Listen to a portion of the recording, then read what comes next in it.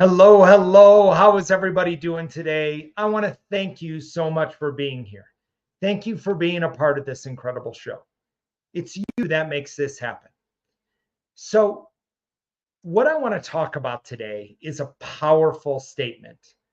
When we go to healing anything within our lives, whether it's a bad relationship, whether it is our own bodies, which we are on the mission of, is healing our own bodies, or maybe it's a deep emotion that is within us. Maybe it's a high level trauma that we may have experienced within our lives. But as we know, it's not the big T, it's not that big trauma that affects us. Our bodies are actually able to handle that at an acute level.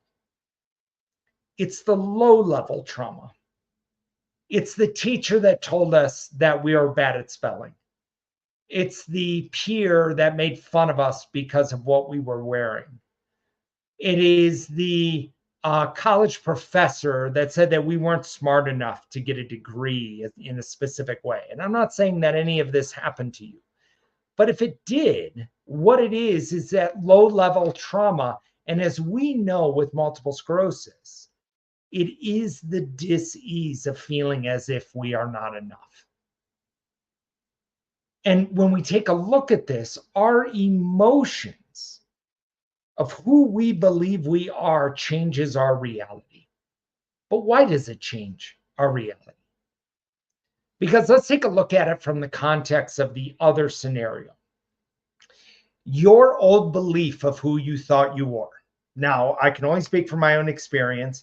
So at some point within my life, I had peers that would make fun of me because of my weight. And they would call me fat. And so what happened was that was low level trauma. I was getting picked on in school. I didn't like it. So that was my belief. Well, maybe if I was thinner, they wouldn't pick on me. Or maybe if I did this, they wouldn't do this. Or maybe, and I had an immense amount of fear of going to school. So that was my belief that I had in this moment. So if that was my belief, then it changed who I was being. When I put myself out there, and really when I was in school, and I got to go back to, when I was younger, because that's really when our scripts get crafted inside of our minds. It's not when we're adults. And when we're adults, we can handle it. But it's when we're kids, and we pull this forward when we are kids. So if we're looking at it from that standpoint, my belief in thinking that I was fat changed my way of being. And how it changed my way of being is I turned into the life of the party. I would try to make people laugh. I would try to do everything for everyone else. And I ignored the most important person, me. So asking you this question, have you ignored the most important person in your life? And you're sitting with this person right now. You're seeing the screen from this person's eyes. To say differently, it's you. So you are the most important person in your life, period. All of it. And so what this crafted is I'd get in trouble. I would do things. I would try to impress people. I wouldn't be the authentic me that I was being. So this crafted my reality. This brought more individuals. It didn't make people like me. I was stepping away from who I am. So this is what I want to challenge you with today. And this week, we're going to be talking about belief. And we're going to be talking about how your belief can change your subconscious mind. And so now, under this scenario, once you got diagnosed with an autoimmune condition or multiple sclerosis, in this case, you sat at one level after you went to your doctor's appointment. Because you got to remember, before the doctor's appointment, you are noticing symptoms. I know for me, I was noticing symptoms for 3 years before I went and saw the doctor, before I ever went into the doctor and said, something's not right with me. And so, because I avoided it, and because maybe this is your story as well in this moment, that was changing your way, your belief in yourself. That belief of thinking that you were an athlete or you were healthy or that you could do all of these things with no limitations. And if that was your belief before your diagnosis, that's wonderful. But what happens is once you're diagnosed, we go to the doctor and the doctor says, I'm sorry, you've been diagnosed with multiple sclerosis. I'm going to use that as an example because that's what happened for me. Then all of a sudden, my identity of who I thought I was completely changed in a snap of a finger. Before the doctor's appointment, I had hoped that something wasn't going to happen. And after the doctor's appointment, I gave myself a label. I have X. I remember calling my ex-wife at the time and my family members, and I would use the have word. And I then started being the dis-ease. What does it mean to be the dis-ease? It means lack. It means limitations. It means fear. And if we're living as a way of being with that strong of an emotion, then all of a sudden this paired into my actions that I was taking. I didn't go out and run anymore. I thought of limitations.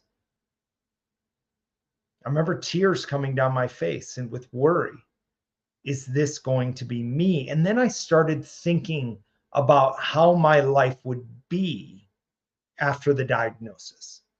So then if I am being it and my actions are promoting this, then in the quantum field, in that infinite reality that exists, I was bringing Matt as somebody diagnosed with multiple sclerosis closer to me.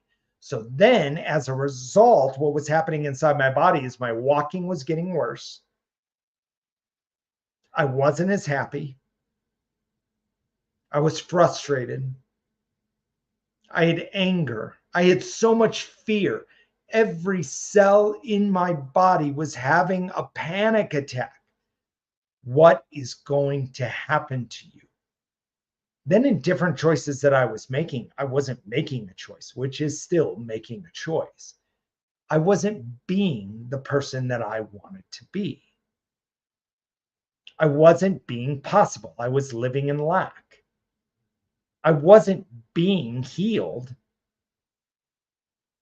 I was being a guy that had been diagnosed with the dis-ease. And because I was being that guy, all I kept seeing was lack. And my actions promoted this. So, does what you believe match who you are being? Now, the reason I make this statement, because at the beginning of my journey, I started to take a look at mindset. I started to take a look at, and something I'd been teaching and something I've been a part of for many, many years prior to my diagnosis. So then I kind of started to lean that way. And I believed it. I'm like, yeah, I will get over this. I will. But my walking didn't get any better. My belief did not match who I was being. Now, if you think about this at a subconscious level, now we got to remember, subconscious mind, 93% of your thoughts are happening subconsciously. You're not aware of them. It's happening on a default network. So that leaves 7% of your thoughts are actually conscious. And when we look at those thoughts, 80% of those thoughts are negative. So I wasn't promoting my subconscious mind in a world of possibility. I was being lack.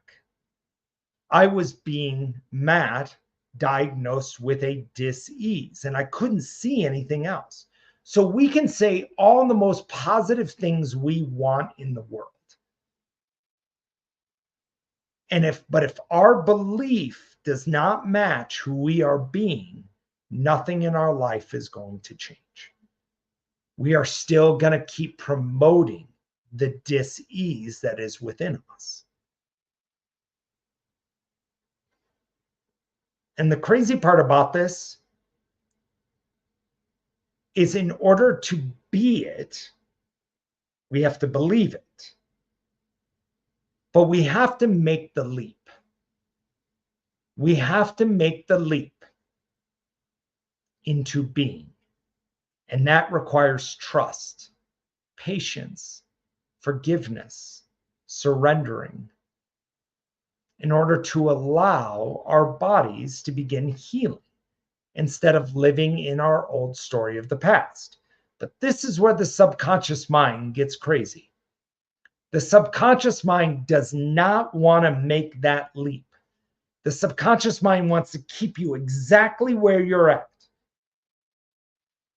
And it makes you feel a little bit better, because we may say, oh, I believe I can. I believe I can heal this. I believe I can get through and get past all of these things in this area of belief.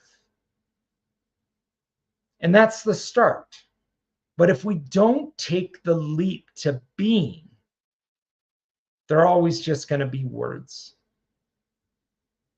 There's going to be words of what we're telling ourselves. So I have to ask you, are you willing to make the leap? And that leap comes, I need to jump like you did in the grocery store. Yes, yes, yes. Oh, it's a great question, Marianne. How do I change the subconscious mind? It comes with being. The subconscious mind gets changed with the conscious mind. We have to be consciously aware. That's that 7% of our thoughts that we have left over is where we change the subconscious mind. Because you got to remember, 93% of our thoughts are happening subconsciously. We're not aware of them. The conscious mind is where we become aware. So if I'm aware of a thought I do not want, I see the thought for what it is. It's just a thought. But I have to consciously address this. And this is why surrendering, trust, love, acceptance, joy with the conscious mind changes the subconscious mind. Now it takes a period of time, because you're actually changing your body cellularly as well. Because as we talked about, every thought, feeling, and experience you have ever had is trapped within you at the subconscious level. At the cellular level, it's deep within you. So what I want to encourage everybody at this moment right now is become aware of the thought that you do not believe in. So you may say, I am healing. You've got a great affirmation. You're like, I am healing. I am healing. I'm healing. I'm healing, which is great. That's a start. But if we were working together and I was coaching you, I would ask you if you believe it. Do you believe that? Do you believe that you are healing? And ask yourself that question. If you hesitate answering that question,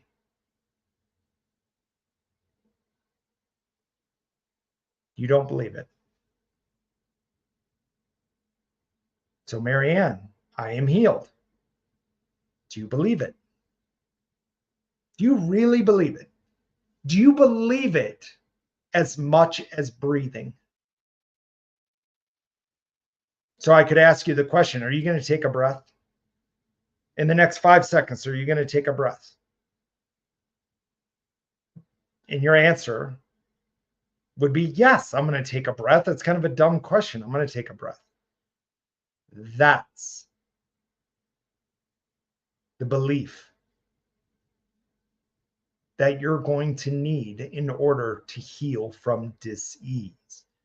Because that belief changes your way of being. That belief changes how you wake up in the morning. That belief changes your actions, your habits, the conversations you have with other individuals. You are no longer being the dis-ease. You are being healed. So ask yourself that question. Am I being healed? Am I taking the leap?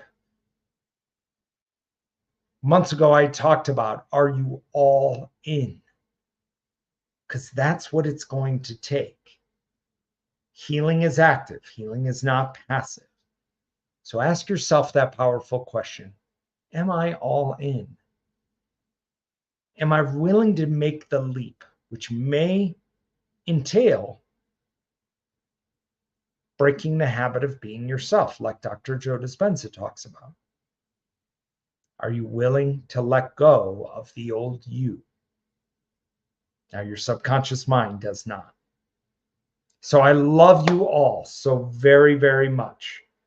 Got some incredible things coming up. Keep an eye out for them. And I love you. And let me know if you guys have any questions. I'm here for